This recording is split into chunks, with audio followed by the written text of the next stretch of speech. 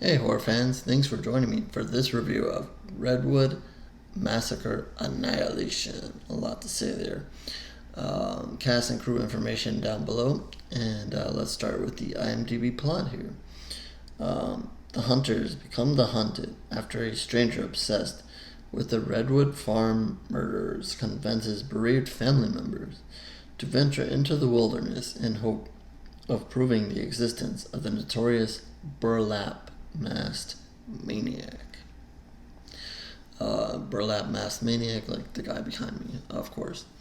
Um, Two reasons why I kind of turned this on.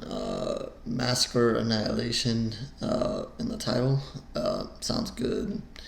And Danielle Harris is in this one, so kind of piqued the interest there to see what she's up to. And yeah, those were the two main reasons to turn this on. And kind of made a mistake here. Not a comment on the movie, but just a comment on. I didn't realize that there was actually a previous movie. I guess shortly after watching this movie, I found out that there was one, and it kind of seemed with, I guess, some of the mentions of what happens earlier with this killer and the search for him, that maybe something else did happen. And as I was watching this, I wasn't sure if they were just referring to an event that happened and, just part of the plot that, an event had happened and so forth. But yeah, I guess they were referring to an actual first movie. So no, I didn't see the original. So if you're looking for, I guess, a continuation here or a comment on the two movies together, you're not going to find it. I've not yet seen the original movie, so I don't know how good it is or the exact correlation leading into this one. Maybe that would have helped with a few things, but I think that this one was kind of enough on its own that you didn't necessarily need to see the first one in total to understand what's going on here. It probably would have helped. I would like to think it would have helped, but anyway, this one kind of starts off with a guy named Max, and you're gonna learn real quickly that he's a little crazy, and or maybe more than just a little. And a couple of things this movie does is, one is they present him, and this is not really a spoiler because you get to see this right off the bat early in the movie, that he is a bad guy. He is gonna be your bad guy for a while in this movie before you see the big dude behind me. So he is going to be your bad guy, and they don't hide it. He's there. They could have gone that route and kind of hid him for a while, but they let you know right off the bat he's bad. He does a couple of bad things and kills a couple of people, and he's the one that's going to convince Tom and his daughter and a couple of friends to go out on this expedition here to find the killer.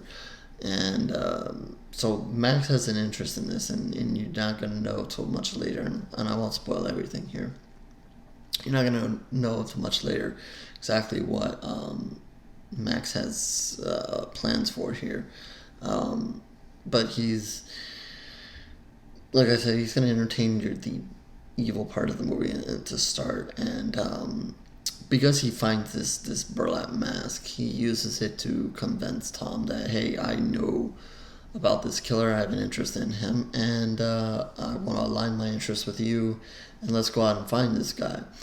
So Tom's a little skeptical at first, but he goes along with it. His daughter, which is played by Danielle Harris, is definitely much more skeptical, and really doesn't believe him, but she's has an interest in finding this killer as well, so she goes along with it. And then you're going to see this big dude, Gus, who's got some pretty good size on him, kind of like this guy back here.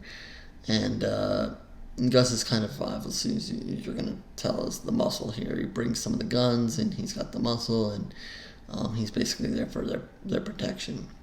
At first, he's also not sure about Max, but he gives him the benefit of the doubt, and it's kind of like a guy thing here. We're all cool for now. And so they all head out in this forest, and one of the things I liked here is this movie does a few things a little different here. Most of the time it's just teens going out in the forest and then stumbling upon something and getting killed. Here, these people actually go out in the forest actually looking for the killer. Little bit something different here. So they go for their search and so forth, and there's some arguing and this and that back and forth as they go through this, but eventually they're going to find a bunker underground, and this is where this big dude is hiding, and the fun begins. And I'm not gonna spoil too much, but you can imagine what's gonna happen next. People are gonna get killed. You're gonna find out what is going on here with Max. No big spoilers here. This is pretty, I would say, the usual stuff here. People are going to get killed. I did like the kills. There were some good ones in here. This big dude here is very brutal. Obviously, you can see he's big and strong, and he uses that to his advantage. So you're going to feel the force of him when he's going at it. And yes, in a minor spoiler, which you can expect, you can't have the two big guys just be in the movie and not have them match up. So you are going to get a good fight between the two. I won't give any spoilers over how that goes and what happens, but it is a good fight. And, there's not much to spoil here. You're going to see what happens with Max and why he wanted to go down there. Obviously, why the family members want to go down there. What I liked also about this movie, is again, they give you Max in the beginning and he kind of fills your bad guy role early on, so that's a little bit of difference. And then again, like I said, going and searching for the killer is a little bit different than actually just stumbling upon him. And a third thing is the grand finale here, the end of this movie. They give you a little bit of a twist, and I liked it. I can see it being one of these twists where they took a chance, and some people are going to be like, I didn't like that, I didn't care for that, that was dumb. But I didn't mind it. I liked seeing maybe something a little different there. Go for a change, take a risk. Maybe, like I said, it's going to work for some people, not work for others, whatever. Do something different, that's fine.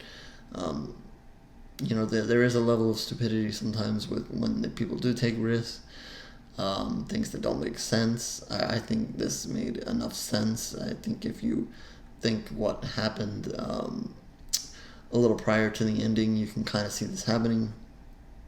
So it does make sense. It's not one of those stupid endings that you play back and be like, no, that just could not have happened. So with that, I'll take it as long as it's not one of those kind of endings. I've got a chance to talk to the director on Twitter, and that's another reason how I found out that there was an original part to this movie. And I guess following and talking to him, I guess it seemed like he was going to end the movie just with these two movies, but then I saw him tweet that he had an idea for a third movie. Now, whether he actually goes and jumps on that idea or not, that's still to be seen. But just to put it out there is possibilities of a third movie. So if you liked the first one, and if you liked this one, or maybe in my case where you just like this one, and maybe at some point you'll go back and watch the first one, there might be room for a trilogy here. I don't know. We'll see. Sometimes directors and writers, they have ideas, but it's a long process to get a movie done, and whether they want to do it or not, or maybe another project comes along and this and that. So it is out there. It's a possibility. So I'm gonna say I like this one. I'm gonna give it 2.5 pools of blood. For trying a few things, doing a few things a little bit differently. For giving you Max, which was a crazy character and brutal in his own right, but then the big dude behind me was very, very brutal himself. I would have liked to see, it was a smaller group that went down into the bunker. It would have been nice to see maybe one or two other people end up down there just to give him a higher kill count, since I thought he did a good job. But that's just me always wanting more blood and guts. But it would have been nice. But I still think they made the most of it. So yeah, I thought the movie was a good production value overall. The acting was strong enough, and it presents some interesting characters, like Max and Gus. Had fun, and Danielle Harris was Danielle Harris. What you can expect from her, and I like the little twist at the end. So yeah, 2.5. I congratulate the film. The film actually made it. I think it was into Fright Fest, or some festival. So it did well. I think it did well. So congratulations to it. And if there's a third part, definitely would check that out. And at some point, hopefully, I will get to see the first part here and put all the pieces together. And I love this big dude's burlap mask. He is quite frightening with his size and his mask. So with that, we'll wrap this up. As the usual information down below, horrorscoryreviews.blogspot.com, where you can find more reviews, written reviews. You can find these video ones. If you haven't subscribed to the channel, please subscribe. You can leave a comment down below if you've seen this movie, you like it, you didn't like it. Comment on other movies you want to present a movie to me to review. Please feel free to do so there as well.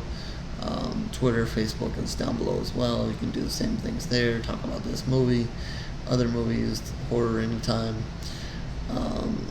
And yeah, I'm gonna try to get out of the bunker now before big dude here with the mask decides to brutally end me.